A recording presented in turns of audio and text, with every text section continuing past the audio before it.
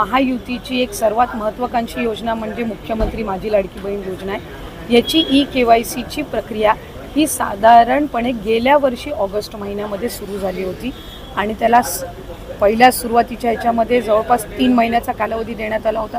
मग वाढवून आणखीन 2 महिने दिला, आणखीन 2 महिने त्याच्यामध्ये वाढ झाली आणि असा 8-10 महिन्यांचा कालावधी हा KYCसाठी दिला होता। आणि ही KYC प्रक्रिया ही फक्त ह्या लाडकी बहीण योजनेमध्ये नाही आहे, तर ज्या ज्या राज्याच्या डायरेक्ट बँक ट्रान्सफरच्या योजना आहेत म्हणजे DBTच्या योजना आहेत, ह्या सगळ्यांमध्ये KYC प्रक्रिया केली जात असते।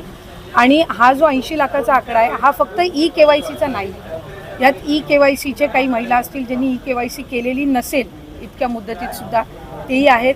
काही आम्हाला गेल्या 10-10.5 महिन्यापासून आम्ही एक IT विभागाचं म्हणजे इन्कम टॅक्सचा आम्ही जो आकडा ज्यांचं उत्पन्न 2.5 लाखापेक्षा जास्ती आहे हा डेटा जो आहे हा आम्ही त्या ठिकाणी मागवलेला होता।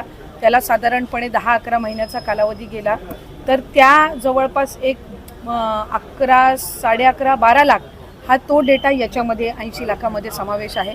याच्यात 4.5-5 लाख अशा महिला आहेत ज्या 65 वयोगटाच्या पुढे गेलेल्या आहेत, जे वयाचं निकष आहे तर त्यामध्ये असतील। त्याच्यानंतर याच्यात सरकारी कर्मचारी ज्यांनी लाभ घेतला होता ते काही हजारांमध्ये होते, 14-14.5 हजार असतील। त्यांच्याकडून वसुली जी आहे ही गेल्या 8 महिन्यापासूनच सुरू आहे, त्याच्यामुळे ते याच्यामध्ये आहेत। तर अशा पद्धतीनं काही नमो शेतकरीचे आहेत जे नमो शेतकरीचाही लाभ घेत होते, याचाही घेत होते, तर अशा पद्धतीनं ते साधारणपणे हा आकडा आहे। याच्यात सुद्धा काही आमच्याकडे ज्या लाभार्थी महिला आहेत यांनी विनंती केलेली आहे की त्यांनी KYC करून सुद्धा त्यांना लाभ हा बंद झालेला आहे। आम्ही त्याची फेर तपासणी करत